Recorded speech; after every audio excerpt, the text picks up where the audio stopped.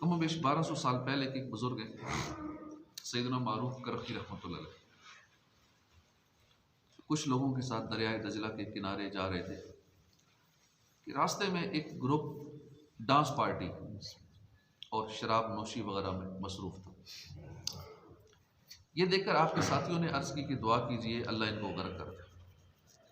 आपने हाथ उठाए, कहा या अल्लाह, जिस तरह ये इस जहान में ऐश और खुशी से ज़िंदगी गुजार रहे हैं, अगले जहान में यानी आखिरत में भी उन्हें ऐश नसीब फरमा। साथियों ने अर्ज़ की हुज़ूर, आपने जो दुआ की है इसमें क्या राज है? हमने तो कहा था बदुआ करें इनके लिए, अल्लाह इनको गर्क कर दे, शराब नोशी करें, गाने बाजे करें, आपने दुआ कर दी, इसमें क्या राज है? हम समझ नहीं सके।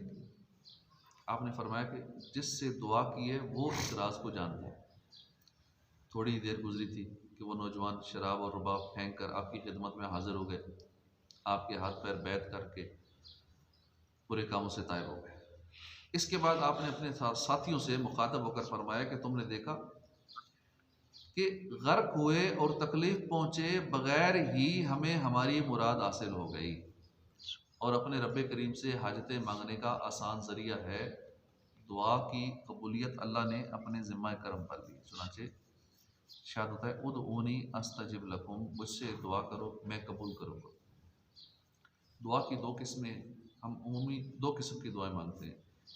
एक वो है कि जिसमें अपनी या किसी की भलाई, खैर खाही या नफ़ा शामिल होता है, जैसे या अल्लाह मुझे नेक बना दे, या अल्लाह मेरी रोज़ी में बरकत दे दे, या अल्लाह मेरे बेटे को शिफा अता फरमा दे, या इलाही हमारा सारा कर्जा उतर जाए, वगैरह वगैरह।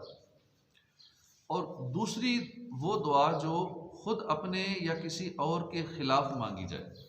एक तो अपने लिए मांगी जाए और एक किसी के खिलाफ मांगी जाए, ये तबाह हो जाए, इसके साथ ये हो जाए, ऐसा हो जाए, वैसा हो जाए, इसे कहते हैं बद दुआ।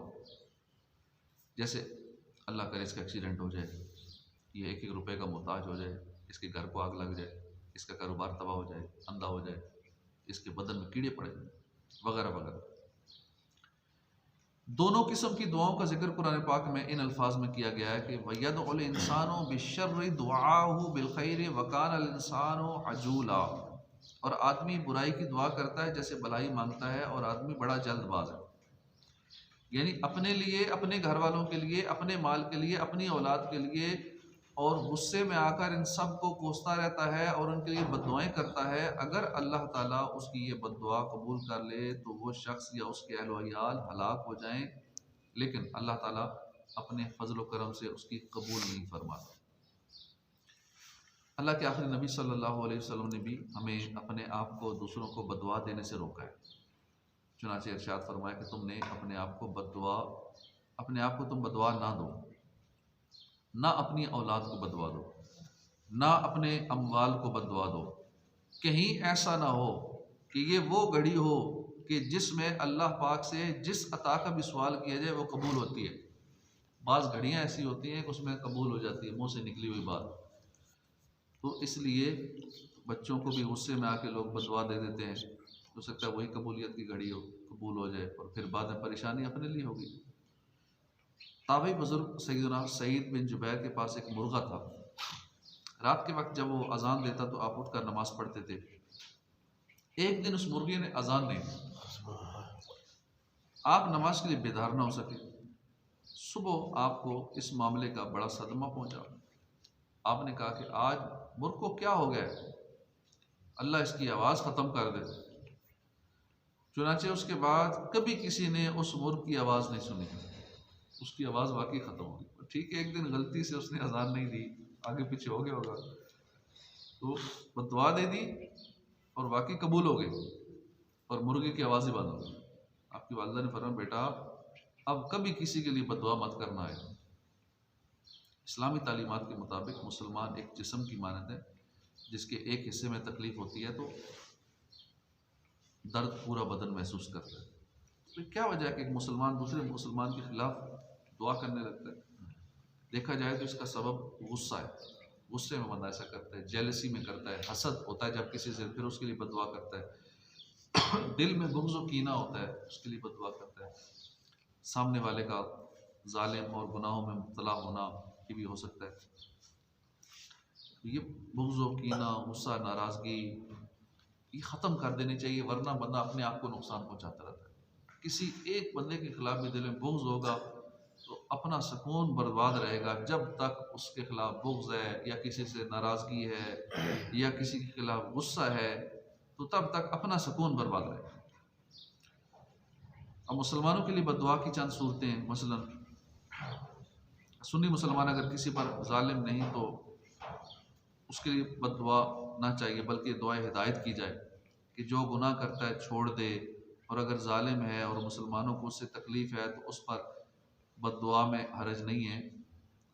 किसी मुसलमान को ये बद्दुआ कि तुझ पर खुदा का गज़ब नाज़िल हो और तू आग या दोज़ख में दाखिल हो, ये ना दे कि हदीस में इसकी ममानत आई है।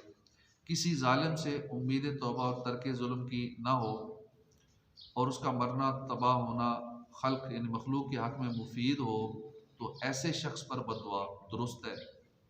कि ऐसा ज़ालिम है कि जुल्म किया जा रहा है अवाम पे, तौबा की उम्मीद भी नहीं है, जुल्म भी तर्क नहीं कर रहा, फिर ऐसे के लिए उसका मरना या तबाह होना क्योंकि खल्क के लिए बेहतर है, मुफीदा है, तो ऐसे के लिए बद्दुआ दुरुस्त है। ज़ालिम के ख़िलाफ़ दुआ करने वाला अपना बदला ले लेता है। चुनाचे सुल्तान बहरवर सल्लल्लाहु अलैहि वसल्लम का फरमान है, जिसने अपने ऊपर जुल्म करने वाले के ख़िलाफ़ बद्दुआ की तो उसने अपना बदला ले लिया, दुनिया में ही बदला ले लिया। हालांकि जिसने जुल्म किया है आखिरत में उसको सारी नेकियां देनी पड़ेगी, लेकिन अगर दुनिया में ही हमने उसके खिलाफ बदवा कर दी, अब तो आखिरत का मामला ख़त्म हो गया और उसका क्या गया हमारे चंद एक जुमले कहने से या उसको गालियां देने से, अदला बराबर हो गया, अदला बदला हो गया।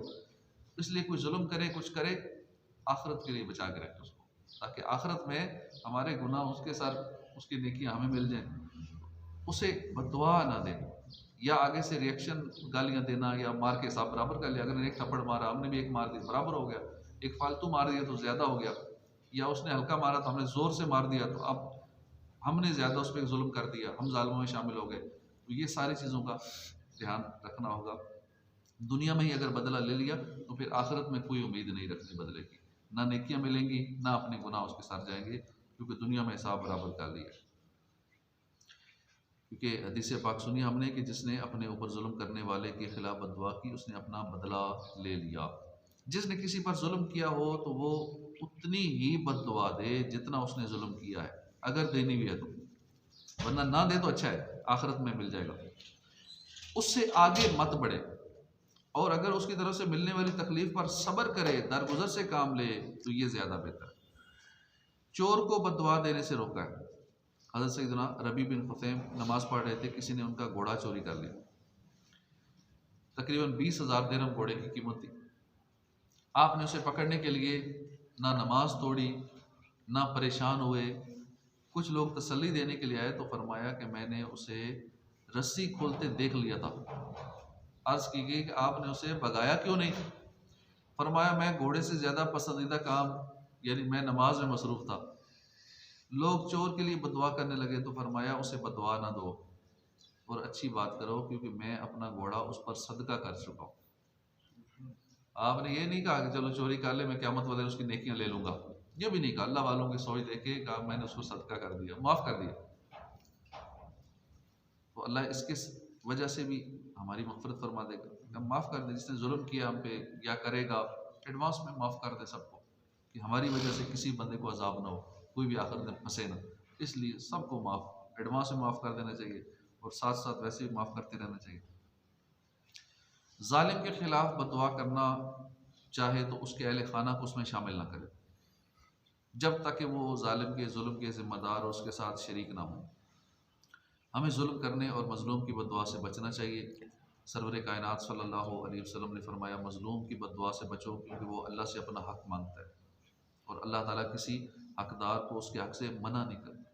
एक और मकाम पर फरमाया, मज़लूम की बदुआ मकबूल है, अगरचे वो फाजिर यानी गुनहगार ही क्यों ना हो, क्योंकि उसका फजूर तो उसकी अपनी जान पर है। मज़लूम है, ठीक है, मज़लूम गुनहगार है, बेनमाजी है, लेकिन फिर भी उसकी बदुआ से बचने का हुक्म है, क्योंकि ठीक है उसका ज़ाती अमल है तो वो उसके अपने साथ है, वो खुद अल्लाह की नाफरमानी कर रहा है, लेकिन उसकी बदुआ से बचें कि अगर किसी पे हमने जुल्म किया और उसने बददुआ कर दी तो फिर उसकी वो पूरी हो जाएगी बात। सैयदना अब्दुल मुत्तलिब बिन रबिया बिन हारिस बयान करते हैं कि बनी किनाना का एक शख्स ज़माने जाहिलियत में अपने चचा के बेटे पर जुल्म करता था। उसने उसे अल्लाह और अपनी रिश्तेदारी के वास्ते दिए मगर वो जुल्म करता रहा। उस लड़के ने हरम शरीफ में दाखिल होकर दुआ मांगी, ए अल्लाह, मैं तुझसे एक मजबूर शख्स की तरह दुआ करता हूँ कि तू मेरे चचा के बेटे को ऐसी बीमारी में मुब्तला कर जिसका कोई इलाज ना हो। जब वो लड़का वापस आया तो उसके चचा का बेटा पेट के मर्ज में मुब्तला था। उसका पेट मशकीज़े की तरह फूल रहा था, फूलते फूलते फट गया। अल्लाह करीम हमें दुआएं खैर करने और लेने की तौफीक अता फरमाए। किसी पे भी जुल्म ना करें, वरना मजलूम की दुआ बददुआ लग जाती है और वरना तबाह बर्बाद हो सकता है। किसी पे भी जुल्म न किया ज़िंदगी अभी तक किया हो, माफ़ी मांग लेनी चाहिए। अल्लाह पाक हमें दूसरों के लिए बददुआ करने से बचाए और दूसरों के लिए दुआ करते रहें। और मुस्तजाब दावात होने का भी एक नुस्खा है कि हर एक के लिए दुआ करते रहें। अल्लाह वालों का यही मामूल होता था।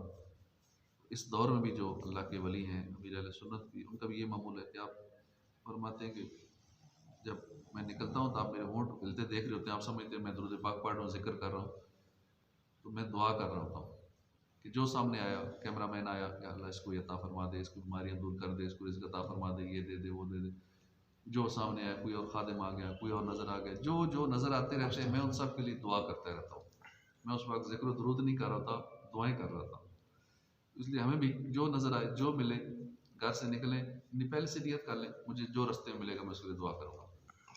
जानने वाला है, नहीं जानने वाला है, जो नज़र आ गया, जो याद आ गया, उनके लिए दुआएं करते रहें।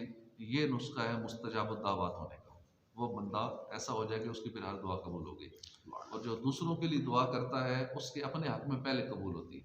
ऐसा नहीं है कि उसको दूसरे को मिल जाएगा और हम महरूम रह जाएंगे, पहले खुद मिलेगा। दूसरों के लिए दुआ करेंगे, या अल्लाह इसको हर महीने 1 अरब रुपया अता फरमा दे, हर महीने इसकी आमदनी 1 अरब हो जाए, इतनी हो जाए, इतनी हो जाए। अब उसकी तो होगी, बाद में होगी। एक फरिश्ता पहले अपने हक में दुआ करता है, अल्लाह इसकी पहले कबूल फरमा, पहले इसको मिलेगा, बाद में उसको मिलेगा। अपने हक में वो दुआ पहले कबूल होगी। अल्लाह पाक हमें दूसरों के लिए दुआएं करने की तौफीक अता फरमाए। आमीन। बिजाह नबी अमीन सल्लल्लाहु अलैहि वसल्लम।